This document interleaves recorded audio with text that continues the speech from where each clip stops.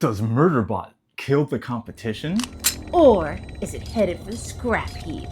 Find out next on the cutting room floor.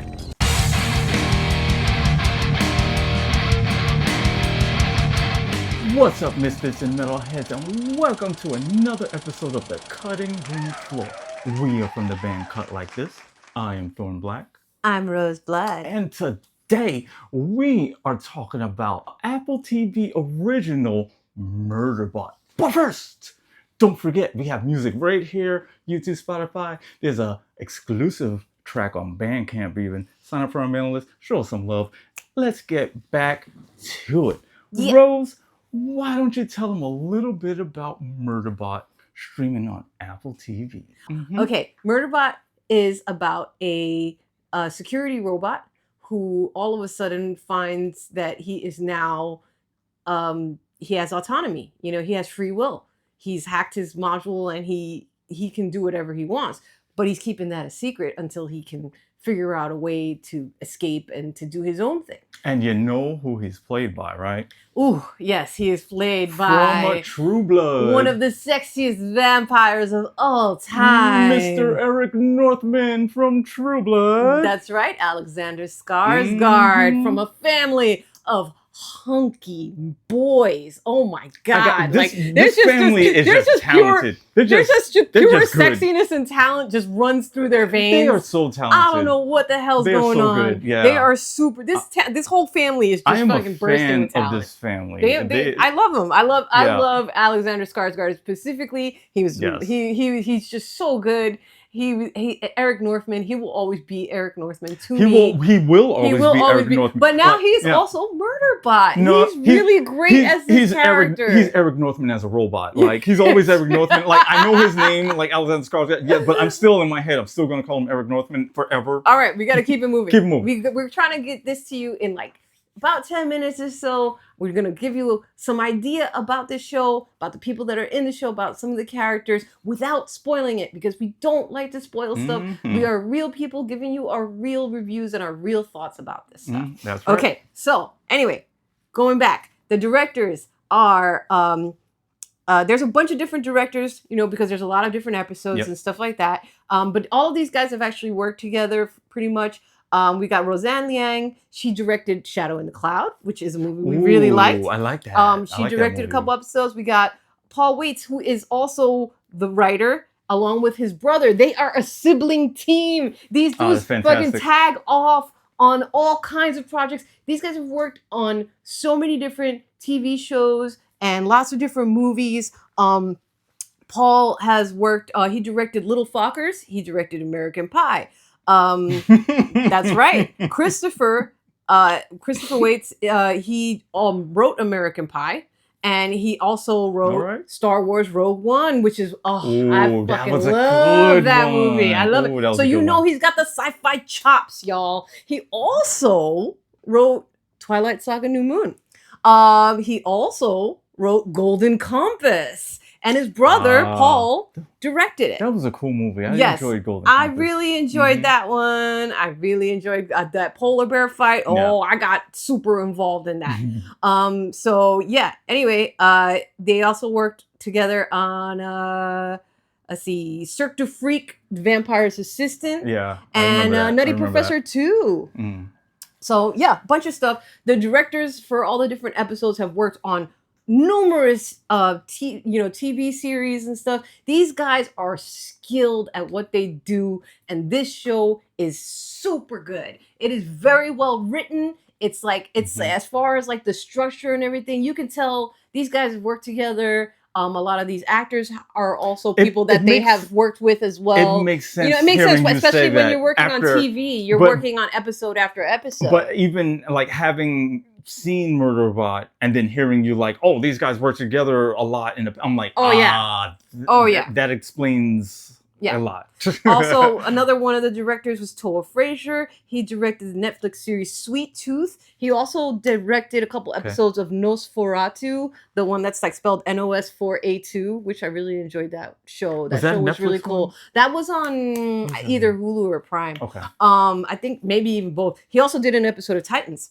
Oh wait, Nosferatu. Was that the one that had Sylar from Heroes as the villain? Yes. Okay, okay. Yes, he was he's the titular Nosferatu. Yeah. And Aurora Guerrero. And that's all of the directors. All right. Now we get to the good stuff, the fun stuff, the characters. These characters are really interesting. Again, this is set in the future. Sec Unit is owned by the corporation RIM. Of course, they are total bastards, and corporation. I mean, it's a corporation. There you go. That's all I needed to say. Right? And they have a stranglehold on space exploration, and basically, in order to even go on a planet, they're called freeholds, I believe. Like on a new planet or whatever, you have to use their equipment. You have to shop from the company store, and if you don't know the history of the company stores, you should look that up, because it's pretty much history does repeat itself. So anyway, you have to buy their equipment, and you also have to have a security unit, which is what our little Murderbot friend is called, and they just call him Sec Unit most of the time. But his nickname for himself is Murderbot, which I love. He is a really interesting character. He is as he goes on, he starts to learn and grow. And kind of what he uses as his moral compass is he just, because he's super stressed out and anxious all the time, because now he has to hide the fact. Now he's free. He has free will. Okay, that's great. But what if you have free will, but you have to still keep acting like a robot that doesn't have any free will, and you have to get abused by people and just do whatever they tell you to do and just swallow it day after day. Meanwhile, you know what I mean? That's a pretty stressful situation. Meanwhile, his internal dialogue is fantastic. His internal dialogue is I love hilarious. it. It's fantastic. It makes this show, he's so funny. It's so funny, but it's funny in like a different kind of way. You know what I mean? Because it's like, what if a robot had to deal with like stupid ass humans that are like basically, these guys are well-meaning. This team, sometimes I don't want to deal with humans. They're from the Preservation Alliance, and they're basically pretty much like a group of environmental scientists and stuff, and they're pretty much space hippies. You know what I mean? And they don't have a whole lot of money. So they have to get a budget refurbished Sec Unit, and that's our friend, the Murderbot. And that's why everything starts happening. I mean, sometimes you get what you pay for. Yeah, it's true. It's true. So the crew consists of Mensa. She's a terraforming specialist. She's basically the leader. She's played by Noma Dumezweni. She was the queen from the live-action Little Mermaid. She's also Miss Penny Farthing in Mary Poppins Returns, and she's also been on some episodes of Only Murders in the Building. Then we've got Garathan. He's a tech expert, and he's an augmented human, right? So he can interface directly with technology into his freaking brain and stuff. He's played by the amazing David Dastmalchian, who you'll recognize from Suicide Squad. He's also, of course, in the movie Late Night with the Devil, which is a good movie as well. He was also in Dune. This guy's done a lot of movies, and he's very, very talented. I really like him as an actor. Then we've got Pinley. She is played by Sabrina Wu. She was in Joyride, Abbott Elementary, Dying for Sex. She is another scientist, and she's also their legal counsel. Then we have her wife. Her name is Arata. She's played by Tatiana Jones. And we got Rati. I really like him. He's played by Akshay Khanna. I haven't seen a whole lot of him, but he was actually on an episode of Andor. He's done a lot of TV voice acting, and the one that you would recognize the most is he was actually a voice actor on Diablo 4, which we're playing right now, and it's super fun. I love that game. I played it like before, and I'm playing it again. New characters. Then we got Bharadwaj. She's a geochemist. She's played by Tamara Podemsky. We got the Grey Chris leader, who we meet later on, and her name is Amanda Brugel. Okay. And then we have a show within a show on the show, which is super cool. I love when there's shows within shows, and it's like a running gag throughout the series. I love that. Yes. I love that. And this show within the show is actually very important to the storyline. I'll go through it real quick. I'm not going to go into super detail about it, but it's called The Rise and Fall of Sanctuary Moon. He also watches other shows, and there's clips from the other shows, but this is the main one. That's his favorite. This is his absolute favorite. Yeah. And we just love our weird little soap opera loving anxiety-filled, very, his biggest enemy is eye contact. He fucking hates like eye contact, and they constantly try to like talk to him like he's a person. He's like, just let me wear my mask and be a robot. I hate this. Yeah, once they found out he has a face. Once they found out he had a human face, they always want to see it. He's they like, always stop see looking at me. Stop like, staring at me. I'm like, yeah. Leave me alone. Yeah, I wouldn't like that either. Yeah. So it's really interesting. It is. All right. It's I really think we're going to have to slap a rating on this. I don't want to give anything away. I don't want to spoil give anything away. anything. I will say, if you are a neurodivergent person or you love somebody who is a neurodivergent person, you're really gonna there's a lot here that has to do with that. You know what I mean? He kind of plays off like a very neurodivergent person that's just basically, not having social cues, not being able to look people in the eye, and Martha Wells, the woman who wrote the Murderbot series, she was actually influenced in the idea of that by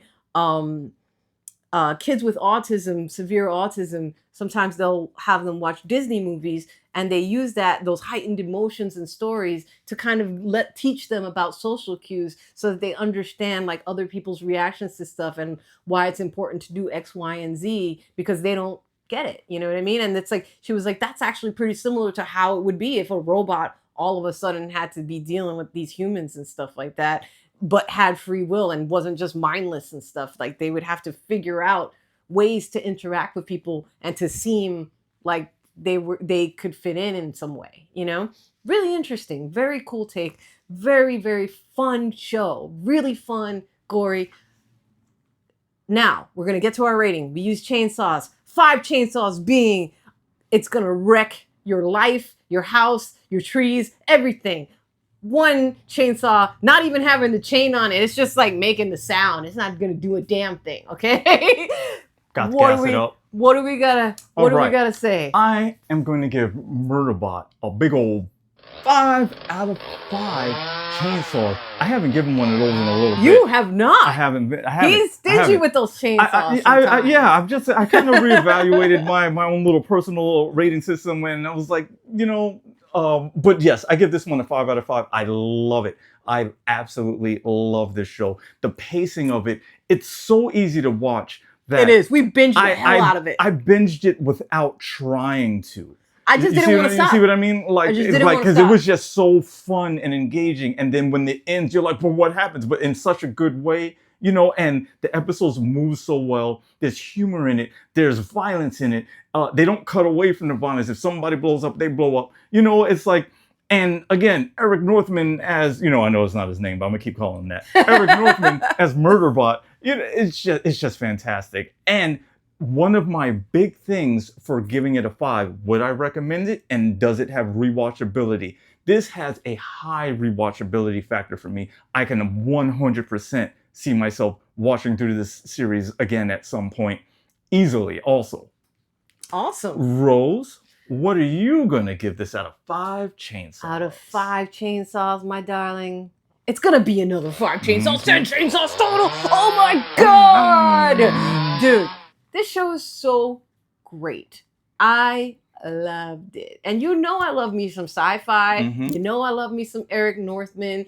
All of the actors on this show are putting in some freaking effort, man. Everybody's on point. Everybody knows what they're doing. This writing is so sharp. It's so good. It's so humorous, but also it has like its touching moments, but like it doesn't let it get too bogged down.